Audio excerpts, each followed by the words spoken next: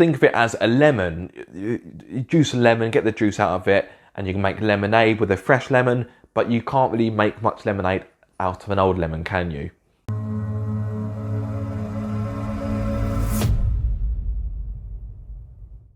Hello guys, welcome back to Car Obsession and welcome to episode 9 of Vlogdown. Today's topic is inspired by a video Petrol Ped did a week ago. So, sorry Pete, I am kind of nicking your idea, but he's fine with it. I said to him, do you mind if I do this for a topic for my channel? And he was like, yeah, go for it.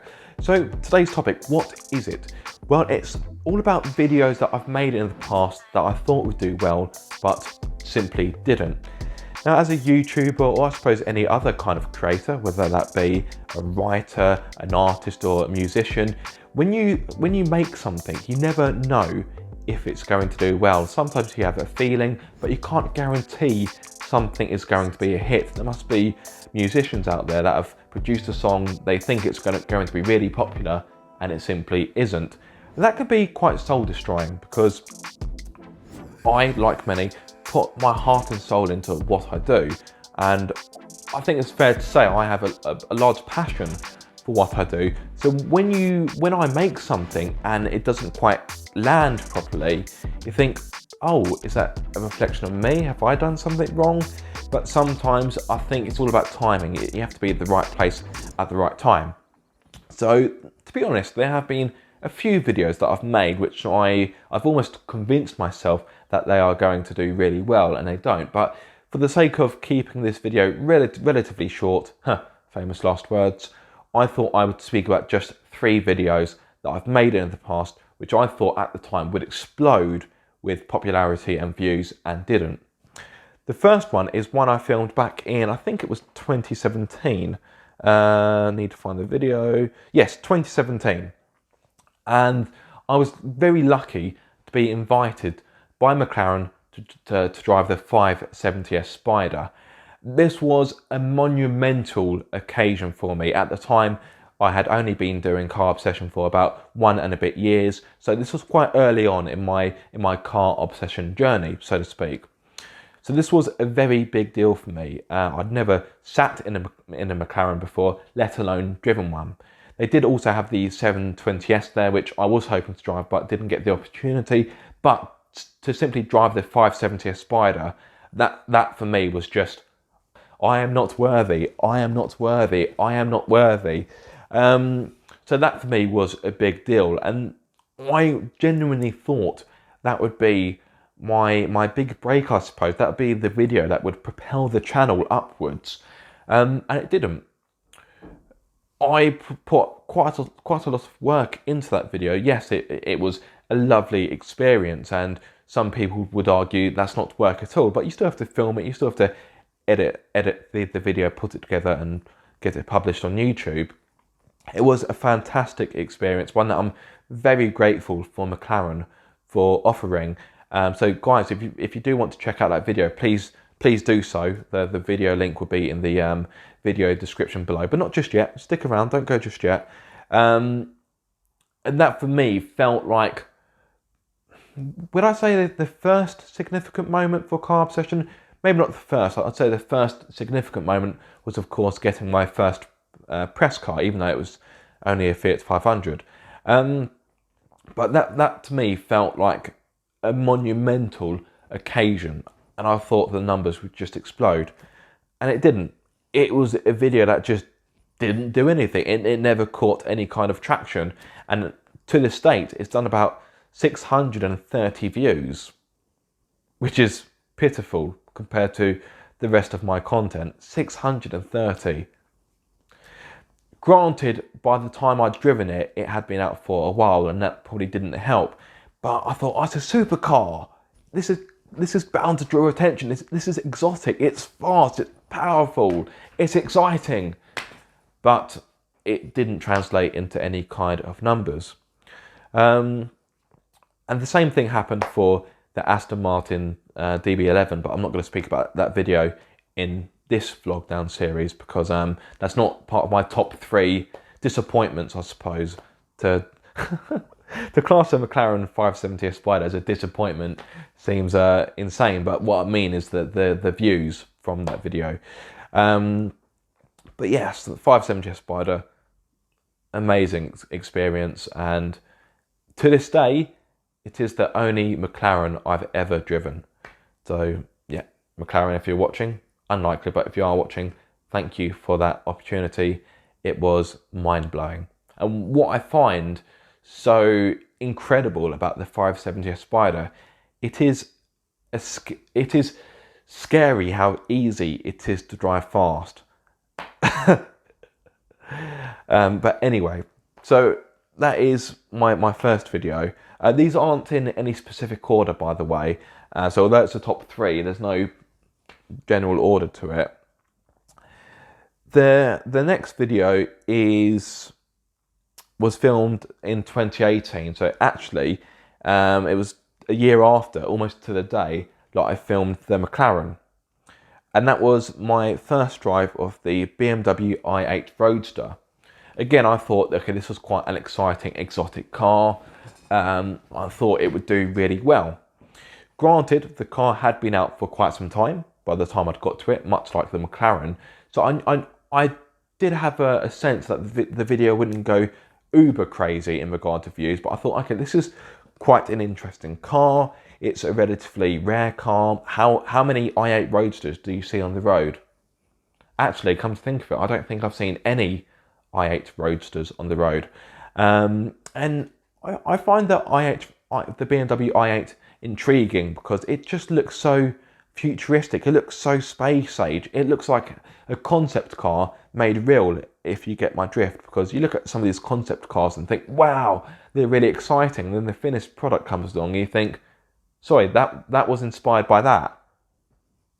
Those are 2 different cars. Are you sure that's a concept version of that? No, that can't be right. But the i8, it just looks fabulous. It really does. It looks cutting edge. It looks ahead of its time.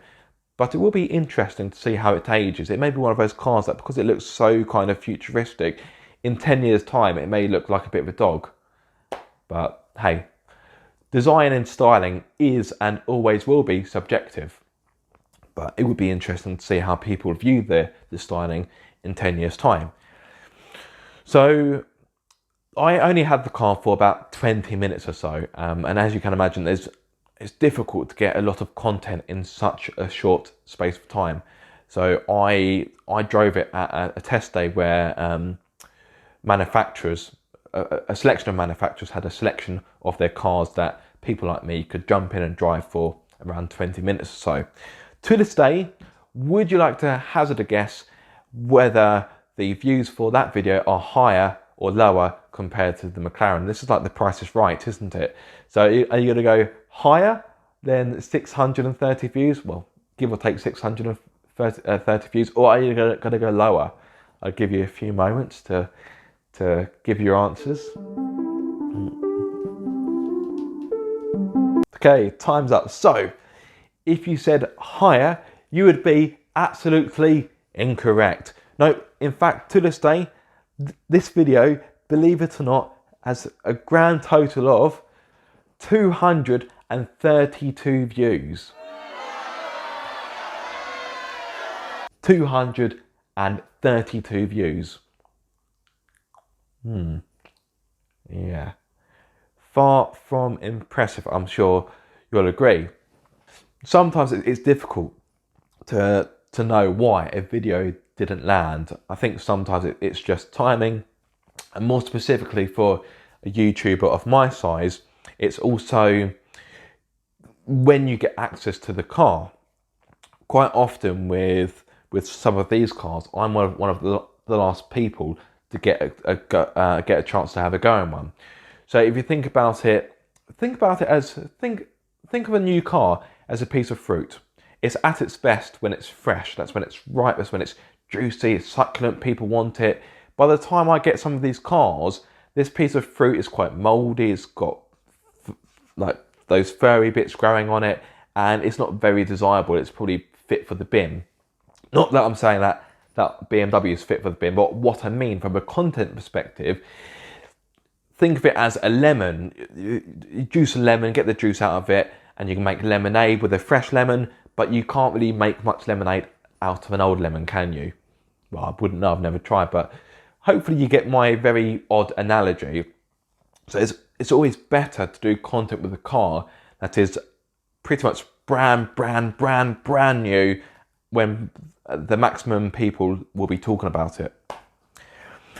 And that leaves me with my last video, which was my passenger ride in a Ferrari 488 Spider at Goodwood. This was filmed in 2017, a few months before I drove the McLaren. And again, this was a video that I thought would do really well.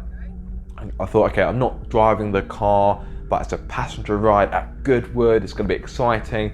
I had a professional driver in the driver's seat, and he was giving it a bit of opposite lock there, here and there. From memory, I think he did 1 or 2 donuts. I thought this is going to look exciting and dynamic on camera, or that, at least that's what I thought. And again, I thought it was a video that would do well, and it didn't. It just didn't. And in fact, I filmed, I think it was about 7 videos from my time at Goodwood. I think it was somewhere between 5 or 7 videos I filmed. Pardon me, and pretty much all of them absolutely tanked. One video did relatively well, and it got, well, at the time, it got 1,200 views, but that's because it got shared on DriveTribe, and it was able to gain a little bit of traction.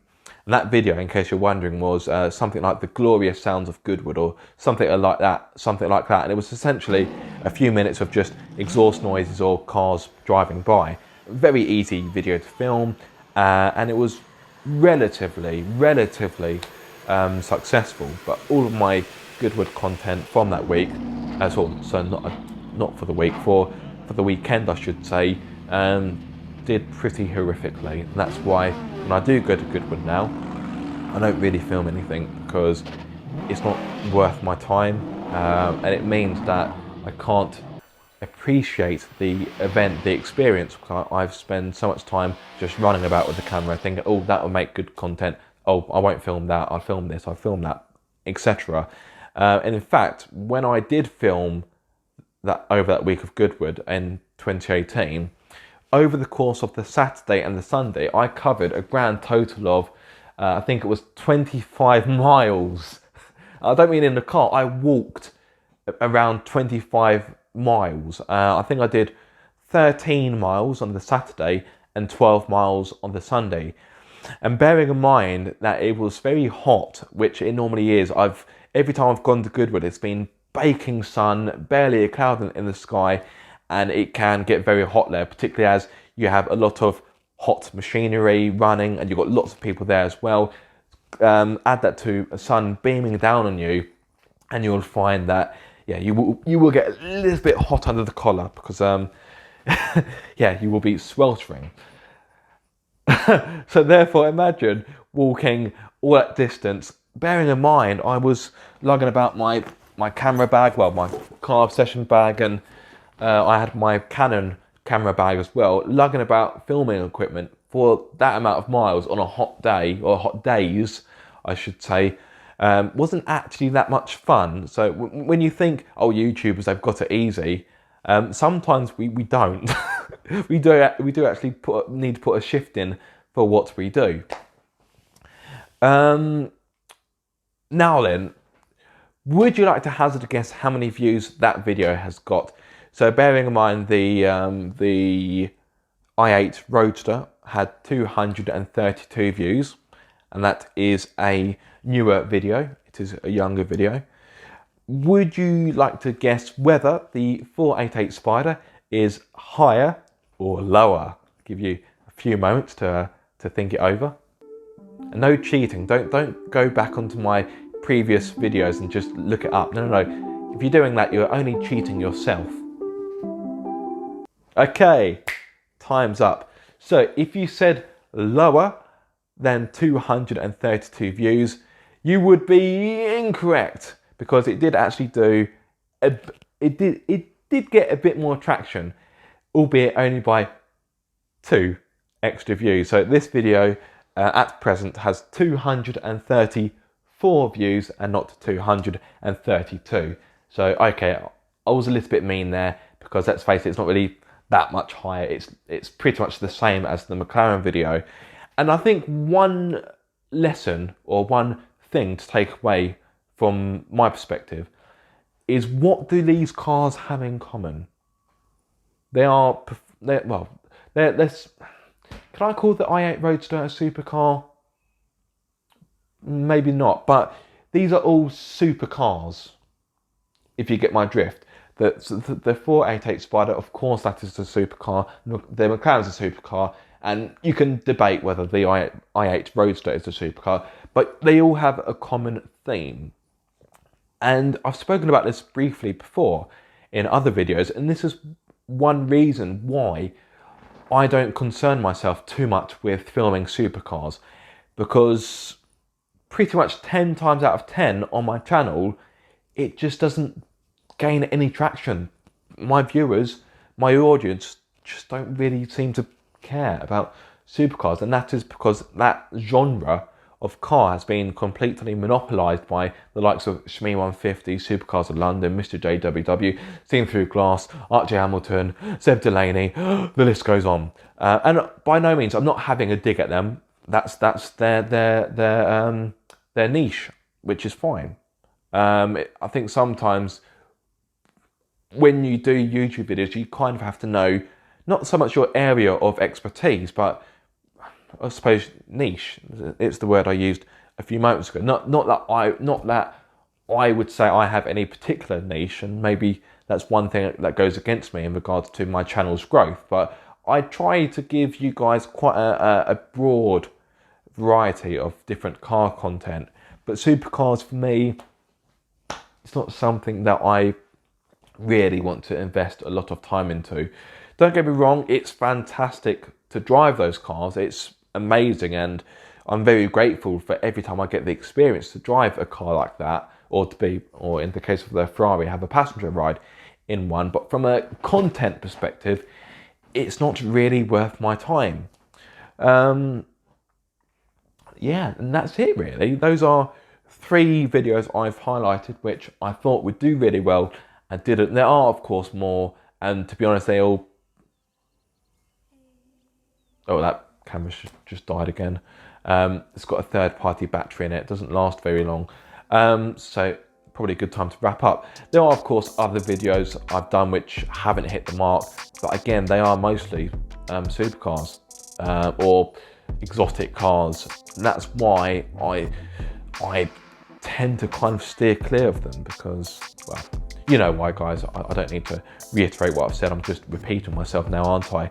Now, in contrast, I will do a video as a follow-up for this, which will talk about 3 videos that I didn't expect to do well, but did really well. So that video will be the next Vlogdown video coming to you guys. In fact, that'll be the next video you'll watch on the channel.